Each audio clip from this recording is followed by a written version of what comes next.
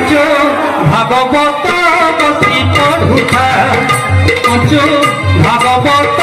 बसी पढ़ुथा जितेबाला भगवान 100 वर्ष 125 वर्ष लीला कले मानव को लीला ब्रजर लीला हेले केते 11 वर्ष 6 मास प्रभु गोविंद बाल लीला कले कोठी ना गोकुल धाम 12 वर्ष 6 मास कले मथुरा लीला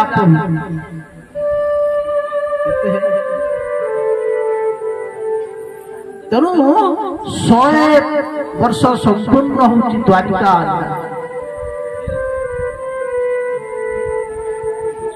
तेणु हिसाब कले 125 संपूर्ण होची भगवान आयु भगवान दुष्टमान को विनाश करने आसीथिले प्रभुकर कार्य थिला द्वापर जुगर भूत्य छळे नारायण अम्बुज करे नाचिले असुर प्राण श्री राम जय राम जय जय राम श्री राम जय राम जय जय राम जय जय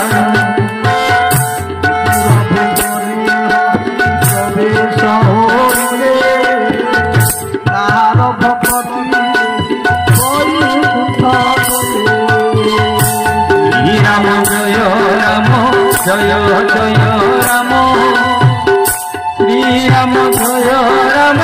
जय जय राम हरि थोड़ा बाजी गले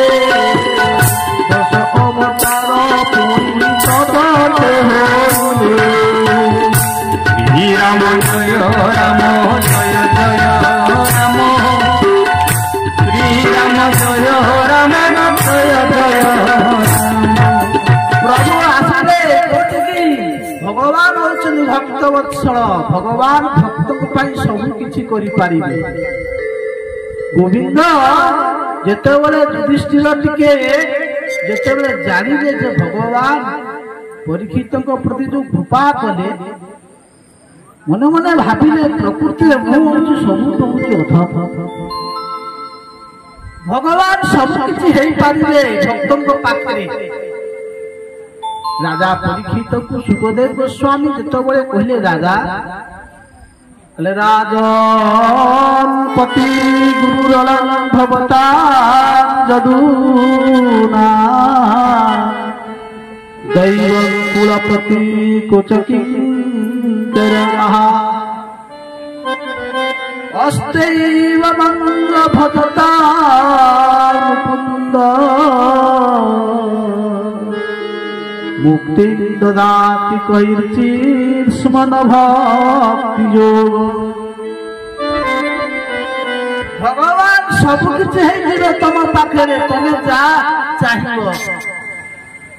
सेति पई पूरा भगवान कर ना भगवान भगवान कहउचंती राजा परीक्षित राजन गुरु आपण भगवान को जदि भाबिबे मोर से गुरु कृष्ण वंदे जगत गुरु हे गेले तुमर आ गुरु आवश्यक जदि भाबिबो भगवान होउछन मोर स्वामी ताले आ स्वामी दरकार नाही स्वामी मिली गेले प्रभु तुमर सब गोपी माने स्वामी है कहा कालिबा सुनते गोपी माने कोन कइले भगवान को पाइबा पई स्वामी रूपे वर्ण करि देले कले राजन गुरुरलं भवता जदूना जदि आपण जदि भाबिले मोर कुल देवता होउनी प्रभु गोविंद तार दैव हे गेले जदि आपण कइबे जे मोर रथ पर अर्जुन रथ बाहक करैदिले सारथी करदिले भगवान तांकर सारथी हेई गेले राजस्व यज्ञ रे समस्त ऋषि मुनि संत माने ब्राह्मण आसिले भगवान तांकर कोन कले ना पाद धौत करदेले भगवान को पचरा गला प्रभु आपण कोन दायित्व नेबे गोविंद हे वासुदेव भगवान कहले भाई युधिष्ठिर मोर सेमती कौन उच्च पदवी आवश्यकता नहीं आपण मते गोटे दायित्व दिंतु जेते अतिथि आसीबे जेते साधु संत ब्राह्मण मान आसीबे मु तांकर पादटा धोई एटा मोर सेवा समते बाटी नहीं गेले सेवा किंतु भगवान सेवा नेले कोन ना जो अतिथि माने आसीबे से अतिथि मानकर कोन ना पाद धूर्त करिवे सेति पाई युधिष्ठिर मन मन दुखित हो गले कहले प्रभु सतरे कहले कोच किंकरवा कोटी कोटी किंकर है जाए किं करोति कोन करिवि दास ही जामति गोविंद सेवक ही जान भगवान भक्तर सब बड़े पाई सेवा करे ओडिशार जने भक्त थिले जगन्नाथ दास गोस्वामी के समय रे माधव दास तांकु जेतेबेले माधव दास भगवान जगन्नाथंकर संपर्क होछि सखा जगन्नाथ महाप्रभु सहित माधव दास प्रत्येक कथावार्ता हो जेतेबेले माधव दास को देह खराब हो गला ताकु टिके शरीर असुस्थ हो गला तांकर पतला झाड़ा हला आ शेषरे महाप्रभु स्वयं एते कष्ट भोगुतले भक्त महाप्रभु तांकर शौच क्रिया नहीं करे दियो चिंता करो भगवान कोन नही बोले कोचकिन करवा कोठी दास होई दिबे चाकर होई दिबे प्रभु भक्तिर पाई आज सब किछि कले प्रभु भक्त को पाई आज भक्ति होई गले तांकर सेवा कले पांडव मानकर शेषरे तो बोले कौरव माने दुर्योधन आ देला कोला ना बिना युद्धरे देवी नाही कुची अक्रे भूमि शेषरे प्रभु कोन कले ना बुझेइले एमाने बुझिलेनी विदुर बुझेइले शेषरे विदुर को बहुत गाली कले कि ना कौरव माने कले दास्या सुतम नहीं बबली अरे कोई न प्रपजुहा दास्यं सुतम ये दासी पुत्र कुटीर दासी पुत्र को डाकिला किए से बहुत प्रकार धिक्कार कले विदुर को विदुर शेषरे छाड़ी चली गले भगवान से विदुर को घरे जाइकिरी कोन कले कहउछन कोन विदुर भुवने हरि रस होइले तार भगवती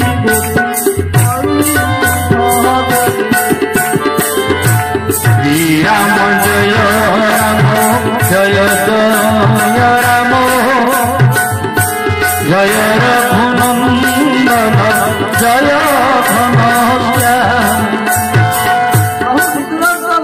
शाग पखाल खाइले प्रभु खाइले कि नहीं सेमिति तू विदुर पड़िया भक्त ही जा देखिया कि तुम घरे प्रभु न खाइबे किंतु तमे सेवेगा भक्त होना निजु पचारियो तमे भाबुछ कोन जे जाइकि मुंडिया मारदेले प्रभु तुम कथा सुनि अरे जेते भक्त हेचंती गृहस्थ हेते मध्य गृहस्थ रे रहिकि से भक्त हेचंती तले आपन तो गृहस्थ तले आपन काई सेविका भक्त हे पारि नाही हे पारिबे हां ताको बाग्या जदि आचरण करिवे ताले हेबो आउ ताको बाग्या हम आचरण करि पाले नाही हां सेति पाई कहउछन प्रभु कोन कले शेषरे महाभारत युद्ध होला महाभारत युद्ध रे प्रभु हेले नायक आउ नायक के से ना द्रौपदी हेले महाभारत मुख्य नायिका द्रौपदी के माध्यम रे संपूर्ण ए कुरुवंशर कौरवान विनाश करि देले सेति पाई कहउछन कोन ना धृतराष्ट्र 100 पुत्र थिले भीम एकला मार्गी शेष करतला आदि महाभारत युद्ध कर साइला परे शेषरे जेतेबेले 125 वर्ष हे गला प्रभु को सब देवता माने आसी द्वारिका रे आसी स्तुति कले ब्रह्मादि भगवान शंकर देवता माने कहले प्रभु कर जो 125 वर्ष थिला हमकु कहि के आसीथिले 125 वर्ष प्रभु लीला करिवे आज मानविक लीला सरी गला देवता मान आसिले द्वारिका नाथ को पाखु आसिले भगवान को पारिजात द्वारा कोन कले ना स्तुति कले कौन कहते कहले कृष्ण को बंदी प्रजापति बोलती सुन गोविंद गोविंद गोविंद पदुबरुति मकरंद कृष्ण प्रजापति बोलती गोविंद गोविंद गोविंद पदुबरुति मकरंद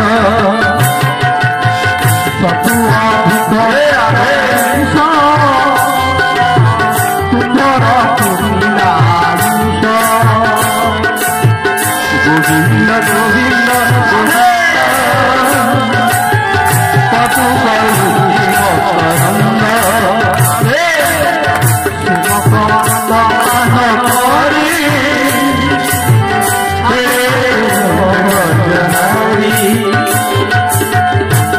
देवता मान स्तुति कले प्रजापति ब्रह्मा आसी कहते प्रभु जे आपणकर 70 अधिक पंचविंश पूरीला तुंभर आयुष प्रभु 125 रु अधिक हवा जाऊँगी आयुष आउ तो प्रयोजन नहीं पृथ्वी रहिबार आपण चलतु कोटि की ना आपणकर से वैकुंठ चलतु भगवान विचार कले अरे देवता माने तुम्हें बड़ स्वार्थ अरे तुम्हें माने जाई मो पाखरे स्तुति कल क्षीर समुद्र रे सब देवता माने कहल प्रभु विकल रे कांदिल कहल पुरुष सूक्त मंत्र रे मते स्तुति कल प्रभु आपण चल किंतु जेते बेले मु गदी मु जाई जेते जन्म हली मथुरा रु केते कष्ट रे मु आसीली गोकुल केते कष्ट सहिनी दैत्य मान तथापि शांति हेलानी तुम मानकर मन तुम माने पुणी परवर्ती समय को आसिली द्वारिकार जरासंध भयर मथुरा द्वारिकार जाई कहीं समुद्र भितर पशिली तथापि तुम मन के शांति हेलानी एते विशालमय स्वर्णर द्वारिका निर्माण कली समुद्र भितर केते मोर वंश केते मोर पुत्र नाती केते अनाथी केते कोन अछंती केते सुवर्णमय सुंदरिया नगरी निर्माण कली आदि तुम्हें कहतो आकु छाड़ी किरी मु जीवी अरे संसार ए बेगिया आके अछि एते बड़ वैभव को छाड़ी किरी केही अछंती केही नाहंती किंतु तुमर कथा रक्षा करबा पाई मु आसीथिली जेहेतु तुमर कार्य सरी गला ठीक अछि किंतु तुम कार्य सईला किंतु मो कार्य सरी तुमर कार्य सरी गला किंतु मो काम सरीनी ब्रह्मा कहले प्रभु भूमि आ को काम रहिला आपण तो जहा जहा करबा कथा दुष्ट विनाश करि साइनी आ दुष्ट नाहंती कहले अरे अरे तुमे जानी ना दुष्ट मो घर भितर अछंती बोले प्रभु आपण को घर भितर दुष्ट अछंती पुणी आपण को घर भितर बोले अरे तुमे जानी ना मो घर भितर दुष्ट अछंती जदि मु पळे जीवी ताले मोर जो पिला पिली माने अछंती से माने आउ ए संसार को रखिबे नाही बोले काहे की बोले वो शक्ति रे मो पिला माने सब बलियार हेचंती सेति काई कहले जादवे कृष्ण भुज बळे अजय गोविंद गोविंद गोविंद पदुबरुति मकरंद आनंद बोला हरि हरि हरि करिले भगवानी कहले जादवे कृष्ण भुज बळे अजय एमहि मंडले ए जदुवंशी माने ये सब वो बड़रे बलियार हिचंती जदि मु एमानकु छाड़ी किरी चाली देबी वैकुंठ एमाने आउ थरा को सरा मन करिवे ताले कोन करिवे जानिछ कहले मु आपको जे पर्यंत संगे रे न नेछि ए पृथ्वीर शांति रे प्रजा माने बंची पारिवे नाही तू सेति पई कहले ताहा को संगे करी ମୁଁ ନିଜେ ତାଙ୍କୁ ନିଜେ ସାଥିରେ ନେଇକି ଅର୍ଥାତ୍ ମୁଁ ଭାବୁଛି କଣ୍ଟେଇ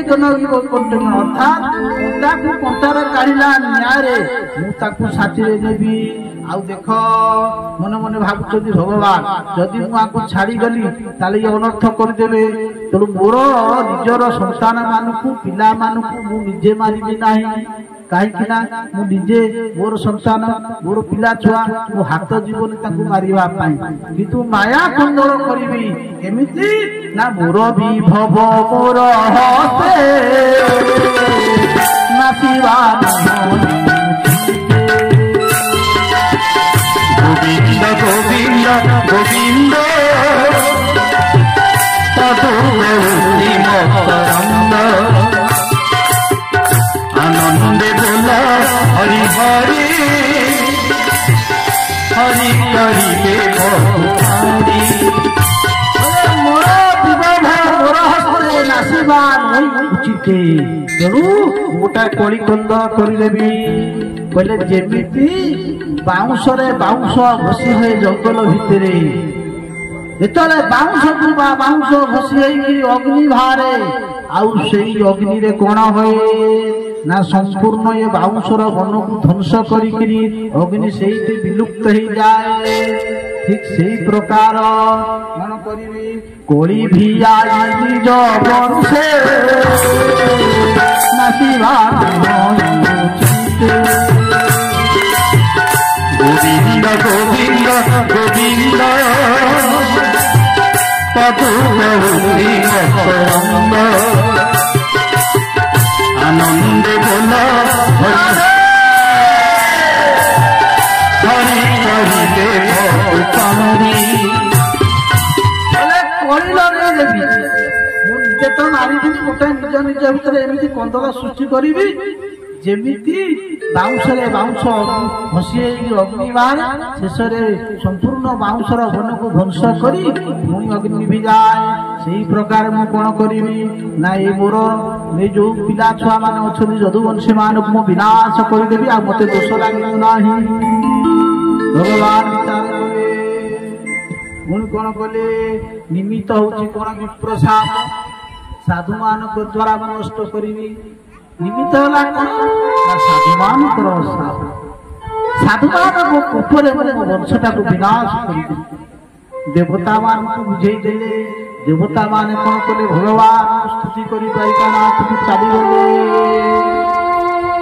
ସମୟ ଆସିଲା, ଆଜି ଭଗବାନ ମନରେ ବିଚାର କରୁଛନ୍ତି ମତେ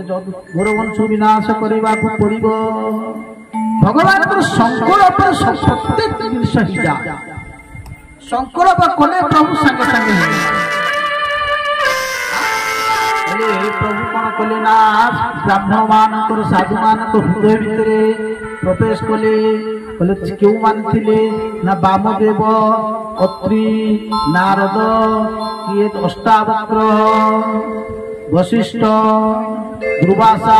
ମହାମହାକ୍ରୋଧୀ ସନ୍ନ୍ୟାସୀ ସାଧୁ ମାନେ କଣ କଲେ ନା ସବୁବେଳେ ଦ୍ୱାରିକା ଆସନ୍ତି ପ୍ରଭୁଙ୍କୁ ଦର୍ଶନ କରିବା।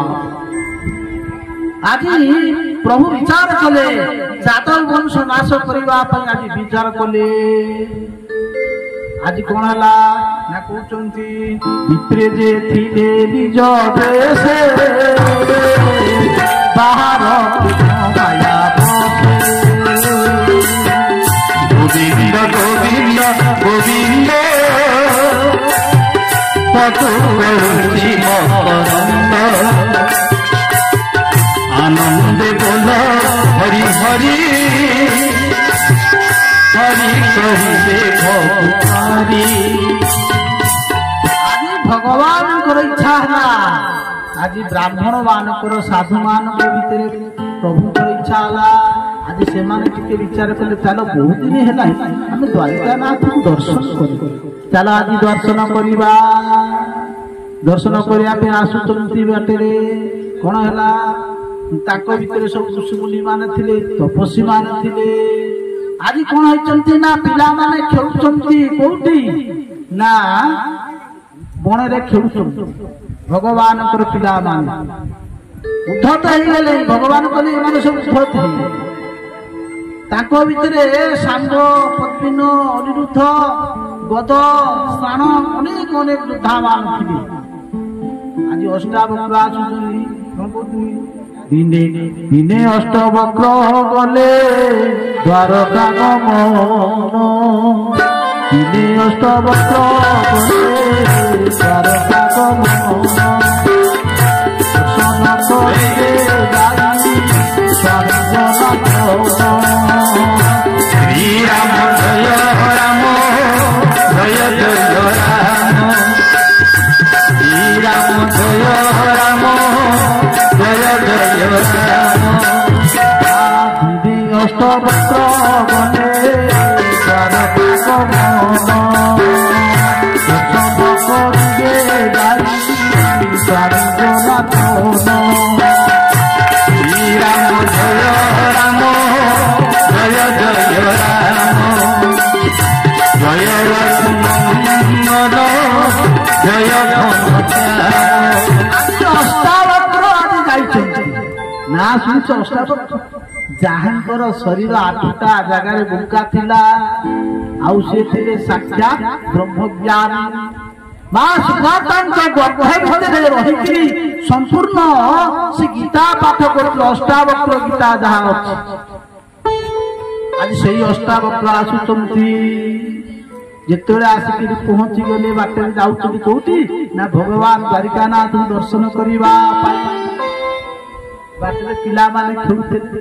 ଭଗବାନଙ୍କ ପିଲାମାନେ ସାଧୁ ସନ୍ଥଙ୍କୁ ଦେଖିଲେ ଭାରି ସମ୍ମାନ ଦିଅନ୍ତି ଦ୍ୱାରିକାନାଥଙ୍କର ପିଲାମାନେ। ଆଜି ସନ୍ଥମାନେ ଯାଉଛନ୍ତି ଦ୍ୱାରିକା ଦର୍ଶନ କରିବା ପ୍ରଭୁ ଗୋବିନ୍ଦ। ତାଙ୍କ ଭିତରେ ଯୋଉ ସାଙ୍ଗ ଥିଲା, ସାଙ୍ଗ ଦେଖିବା ପାଇଁ ଟିକେ ଝିଅ ପିଲା, ଯେତେବେଳେ ଋଷିମାନେ ଦେଖୁଛନ୍ତି ଆସୁଛନ୍ତି, କହିଲେ ଗୋଟେ କାମ କରିବା, ଆଜି ଋଷିମୁନି ମାନେ ଆସୁଛନ୍ତି, ଆମେ ଟିକେ ଆଜି ତାଙ୍କୁ ଟିକେ ପରିହାସ କରିବା, ଆଜି ପରୀକ୍ଷା ଦେଖିବା ଋଷିମୁନି ମାନଙ୍କର ତପସ୍ୟା, ଋଷିମୁନି ମାନଙ୍କର ସାଧନା କି ପ୍ରକାର, କେତେ କେମିତି ଜାଣନ୍ତି। ଆଜି କଣ କଲେ? କଲେ ସାମ୍ବକୁ ନାରୀ ବେଶ କରି ଉଦରେ ରହ ପାତ୍ର ଭରି। ଗୋବିନ୍ଦ ଗୋବିନ୍ଦ ଗୋବିନ୍ଦ ପଦୁ କରୁଛି ମକରନ୍ଦ, ଆନନ୍ଦେ ବୋଲ ହରି ହରି ହରି କରିବେ ଭକୁପାରି। ଆଜି କଣ କଲେ ନା ସାମ୍ବକୁ ନାରୀ ବେଶ କରି ଉଦରେ ଲୌହ ପାତ୍ର ଭରି କଣ କଲେ? ଗୋଟେ ନାରୀ କରି ସୁନ୍ଦରିଆ ବହୁ ଯୁବତୀଟିଏ କରିଦେଲେ, ସଜେଇବା ଦେଇ କଣ କଲେ? ଧୀରେ ଧୀରେ ଧୀରେ ଧୀରେ ଯେମିତି ବହୁ ଚାଲନ୍ତି ସେମିତି ଧୀରେ ଧୀରେ ନେଇକି ପହଞ୍ଚି ଗଲେ। ମୁନିମାନ ପ୍ରଣାମ କଲେ, ମୁନିମାନ ଆଶୀର୍ବାଦ। ତାଙ୍କ ଭିତରେ ମନେ ଥିଲା, କହିଲେ ପ୍ରଭୁ, କହିଲେ ଇଏ ହଉଛି ସେଇ ଯଦୁବଂଶୀର କୁଳବର୍ତ୍ତୀ। ବହୁତ ଦିନ ହେଲା ପ୍ରସବ କରିବାର ଅଛି, କିଛି ପ୍ରସବ ହେଇନାହିଁ, ହେବାକୁ ଅଛି। ଆପଣ ତ୍ରିକାଳ, ଆପଣ କୁହନ୍ତୁ ଏ ନାରୀ, ଏ ଯୋଉ ଯୁବତୀ, ଏ କନ୍ୟାର କଣ ସନ୍ତାନ ହବ, କଣ ହବ, ଟିକେ ଆପଣ ତ କୁହନ୍ତୁ। ଋଷି ମାନେ ଜାଣିପାରିଲେ, କହିଲେ ଆରେ ପିଲାମାନେ ଆମକୁ ଥଟ୍ଟା ପରିହାସ କରୁଛନ୍ତି, ଆରେ ପିଲାମାନେ ତୁମେ ଆମକୁ ବାଟ ଛାଡି ଦିଅ, ଆମେ ଯାଉଛୁ। ପିଲାମାନଙ୍କର ଗୋଟିଏ ଜିତି ନା, ଋଷି ଆମକୁ କୁହ ये जो युवती कौन पिलापिली हम झी हम ना ऋषि मुनि मैंने बहुत चेष्टा कले ऋषि मुनि मैंने जानिले ये तो सही प्रभु पिला माने अरे एमानकर आज ये प्रकार कौन बुद्धि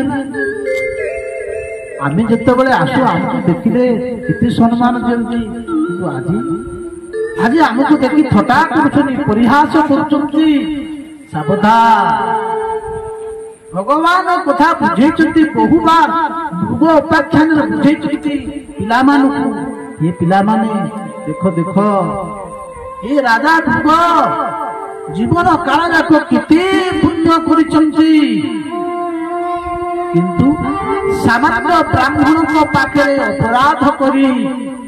एरे बड़ धर्मात्मा राजा मृग ସୂର୍ଯ୍ୟବଂଶର ରାଜା ଯୁଗ ଆଜି ସେ ଗୋଟାଏ ଗୋଧି ହେଇଗଲେ, ଗିରିଗିଟି ହେଇଗଲେ ଗୋଧି। ବ୍ରାହ୍ମଣଙ୍କର ଅପରାଧ ତୁ ଆଜି ଭଗବାନ କହିଲେ ତମେ ସାବଧାନ, ମୁଁ ଆଜି ତୁମକୁ ଏ କଥା କହୁଛି ମନେ ରଖ ପିଲାମାନେ। ଯେହେତୁ ଏଡ ବଡ ରାଜା ସାମାନ୍ୟ ଗୋଟିଏ ଗାଈ ପାଇ ଏପଟ ସେପଟ ହେଇକରି ବ୍ରାହ୍ମଣଙ୍କ ପ୍ରତି ଅପମାନିତ ହେଲେ, ଯାହାକି ତାଙ୍କୁ ଆଜି ଗିରିଗିରି ହବାକୁ ପଡ଼ିଲା। ମୁଁ କହୁଛି ତମେ କେବେ ହେଲେ ମୋ ବ୍ରାହ୍ମଣ ମାନଙ୍କ ପ୍ରତି, ସାଧୁ ମାନଙ୍କ ପ୍ରତି ତମେ କୁବଚନ କିମ୍ବା କୌଣସି ଖରାପ କଥା କିମ୍ବା ତାଙ୍କ ପ୍ରତି ଦୋହ ଭାବ ରଖିବ ନାହିଁ। ତେଣୁ ଯଦି ତୁମେ କେବେ କାମ କିଛି କାହାକୁ ବ୍ରାହ୍ମଣ ପ୍ରତି ଅନ୍ୟାୟ କଲ, ପୁଣି କହୁଛନ୍ତି କଣ ନା ବ୍ରାହ୍ମଣ କଲେ ଅପରାଧ ଗୋବିନ୍ଦ ବେଗେ ବନ୍ଦିବ ତାଙ୍କ ପାଦ। ଗୋବିନ୍ଦ ଗୋବିନ୍ଦ ଗୋବିନ୍ଦ ଗୋବିନ୍ଦ ଗୋବିନ୍ଦ ମଧୁକରୁଷି ମକରନ୍ଦ ଗୋବିନ୍ଦ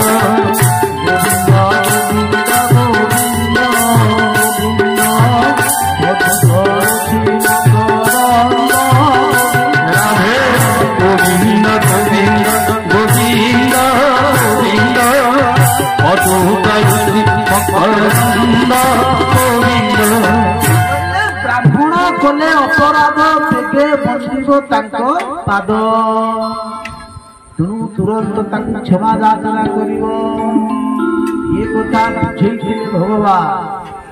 ଆଜି କଣ ହେଲା, ଏତେ ବୁଝେଇ ସାରିଲା ପରେ ପୁଣି ସେଇ ପିଲାମାନେ ଆଜି ଗୋଟେ ଅପରାଧ କରିବାକୁ ଯାଉଛନ୍ତି। ଋଷିମୁନି ମାନେ କହିଲେ ହେ ପିଲାମାନେ, ଆମେ ଯାଇଛୁ ତୁମେ ଦ୍ୱାରିକାନାଥଙ୍କର ପିଲାମାନେ, ତୁମେ ଗୋଟିଏ କାମ କର, ଆମକୁ ରାସ୍ତା ଛାଡି ଦିଅ, ଆମେ ଚାଲିଯିବୁ। କିନ୍ତୁ ପିଲାମାନେ ମାନୁନାହାନ୍ତି। ପିଲାମାନଙ୍କର ଗୋଟିଏ ଜିଦି, ହେ ଋଷିବର ତୁମେ କୁହ ଏ କନ୍ୟା ଏ ଯୁବତୀର କଣ ସନ୍ତାନ ହବ? ଆଜି ପିଲାମାନଙ୍କ କଥାରେ ଋଷିମାନେ କହିଲେ ଯେମାନେ ଆମକୁ ଛାଡିବେ ନାହିଁ, ତାହେଲେ ଆମକୁ ସତ କଥା କହିବାକୁ ପଡିବ। ଆଜି ଋଷିମାନେ କହୁଛନ୍ତି, ତାହେଲେ ଜାଣିବାକୁ ଚାହୁଁଛ, ଶୁଣ,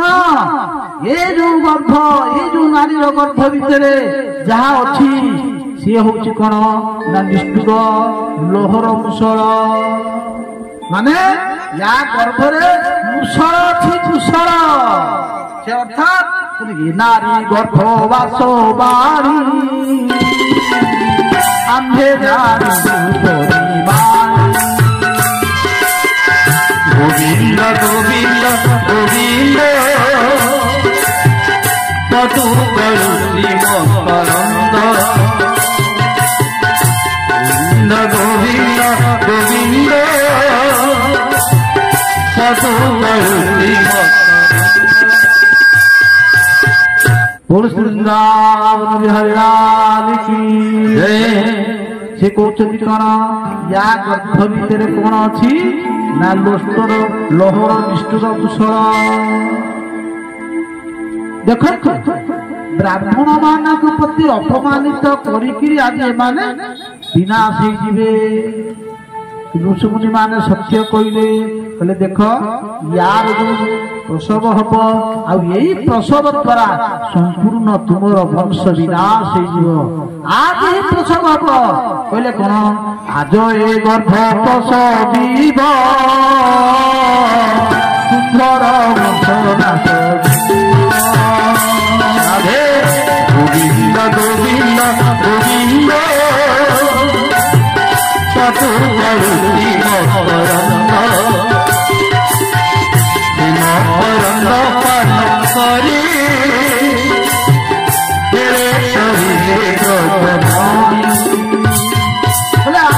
ଗର୍ଭ ପ୍ରସବିବ ତୁମର ବଂଶ ନାଶ ହେଇଯିବ। ଆଜି ଏ ଗର୍ଭ ପ୍ରସବ ହବ, ଆଉ ତୁମର ବଂଶ ବିନାଶ ହେଇଯିବ, ଆଉ କେହି ବଞ୍ଚିବେ ନାହିଁ। ଏତିକି କହିକିରି ଋଷିମୁନି ମାନେ କଣ କଲେ, ମନ ତ ଛିଣ୍ଡିଗଲା, ଆଉ କୋଉଠି ଯିବେ? ସେ କଣ କଲେ, ଫେରିଗଲେ ପିଣ୍ଡନକା ତୀର୍ଥକୁ ପଳେଇ ଚାଲିଗଲେ। ଏମାନେ ଯେତେବେଳେ ହାତ ଦେଇ ଦେଖିଲେ